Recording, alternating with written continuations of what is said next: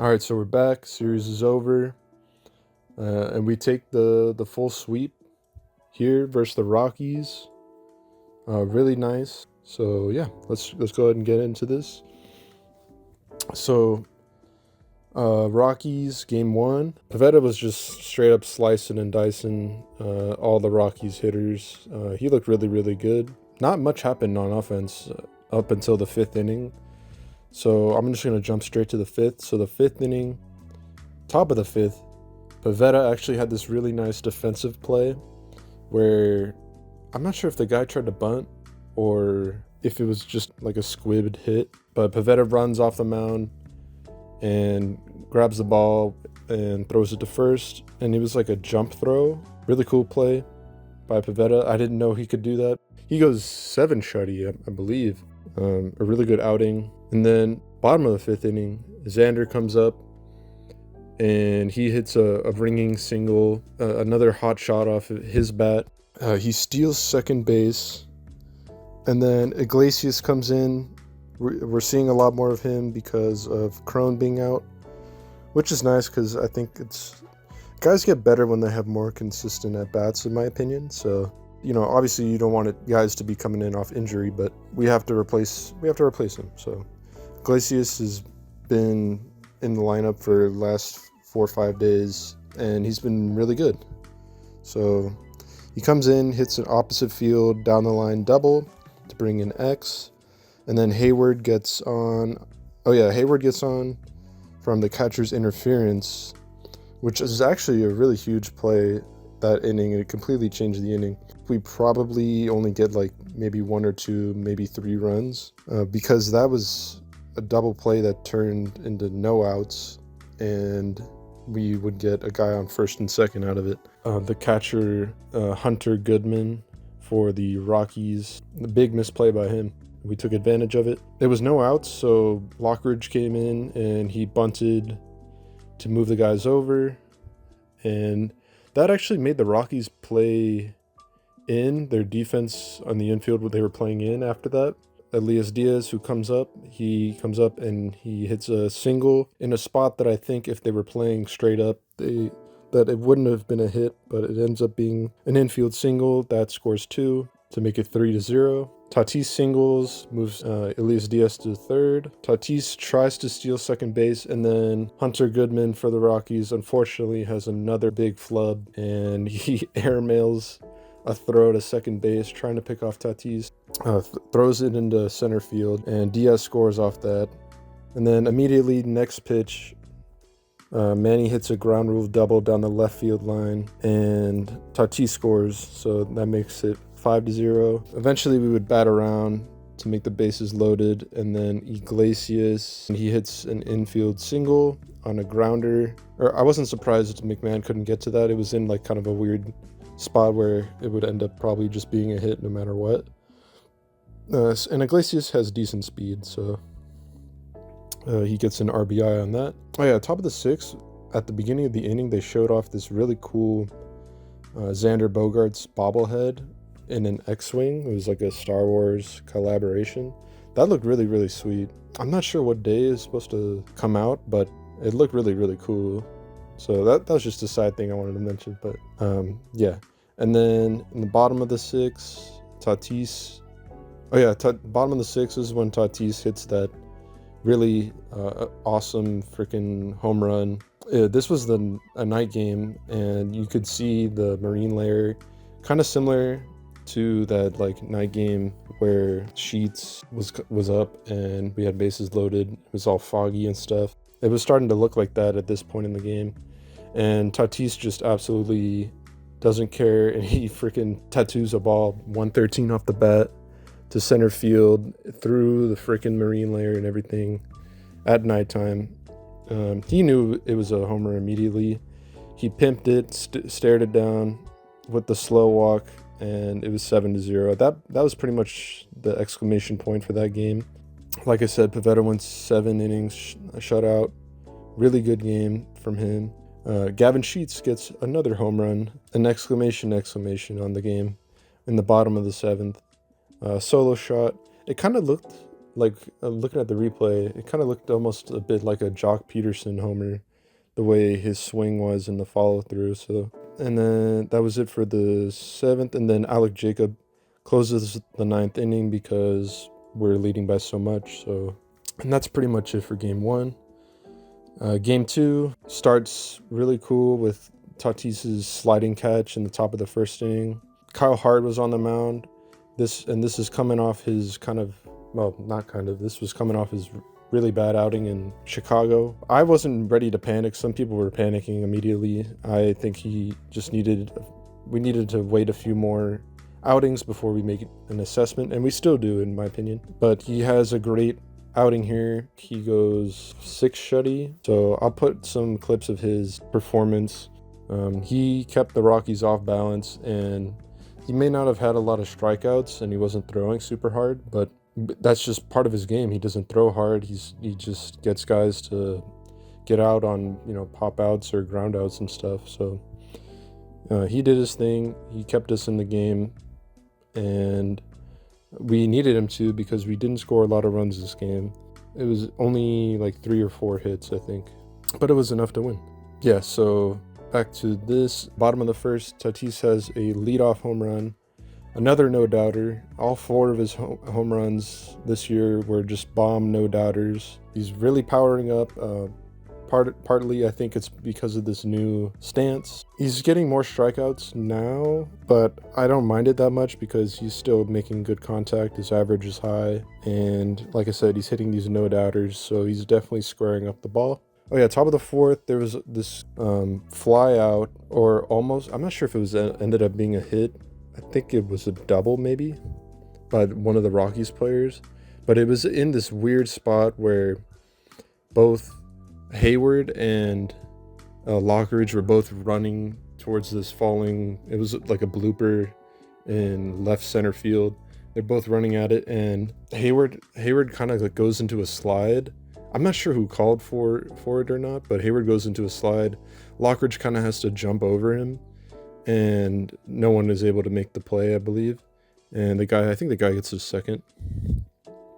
That was really scary because if Lockridge had also gone for like a dive there, I think Hayward probably like inadvertently would like cleat him in the back maybe.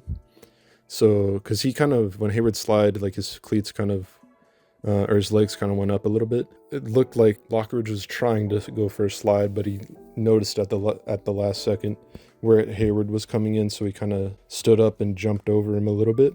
Luckily, in the end, nobody got hurt, and that's what matters the most. Speaking of Hayward, he comes up in the top of the 5th, and he hits a solo homer over the barrel deck, and he pimps it a little bit with a light bat flip too. This one, he definitely got into this one, and he even said, I think in the post game, you really have to hit one really hard to make sure it gets out of here. And he's not wrong about that. This is a park that's definitely more pitcher friendly. So yeah, he gets us a homer. Like I said, Kyle Hart goes 6 shutty, and it was a great comeback outing for him. And not much else happens in the other innings. So we jumping straight to the 9th. Suarez comes in with the save. He gets, I believe, a couple strikeouts, but then some guys get on. Chris Bryant comes up, which is a little scary because it was like 2 on, 2 outs, and Chris Bryant coming up, and we only have a 2-0 advantage. And I think it was first pitch. Chris Bryant hits one pretty far into right field, but Tatis in his speed, and he's kind of getting more comfortable in right field. He runs over and gets a really nice leaping catch. Kind of jumped a little bit early, but he made the play all the same. And so we started this game with a really nice catch by Tatis, and we ended this game with a really nice catch also by Tatis. And yeah, that was it for game 2. Really cool way to end it. On to game 3. We have Kyle Freeland who we're facing, and we immediately get to him. In the first inning, we score 4 runs on 4 hits and a walk by Machado. Arise, Gonzalez, and Gurriel all get singles, and Iglesias gets a double, and we score 4 runs in the first inning, which is a great sign. Then in the top of the 3rd, Rockies, Hunter Goodman, who had that rough first game, he comes up to the plate and he hits one right around where Machado is, and it's in a spot that's like leading Machado away from first base, and so he has to kind of plant himself and throw to first. And it was a really nice play, great play by Manny. Just gets him in time. So it's just a rough series for Hunter Goodman, but great for us. So yeah, great play by Manny. Bottom of the fourth, we get the bases loaded with no outs, and we bring Tatis to the plate. And it looked like we were going to break out and have another big inning. But unfortunately, Tatis grounds out into a double play. But we do get one run off it. And at this point, it's 5-0.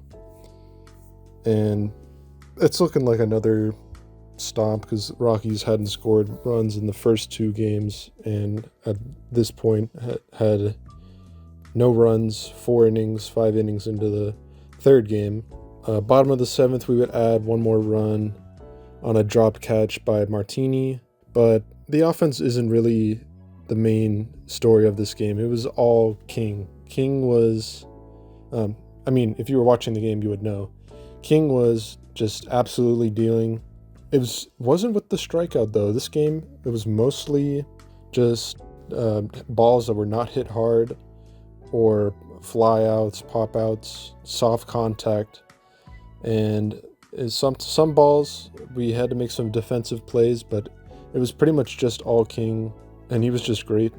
He was great the whole game, and I believe he got through 8 innings with 93 pitches, and I thought for sure that Schilt was going to go to somebody else in the 9th inning to close it out.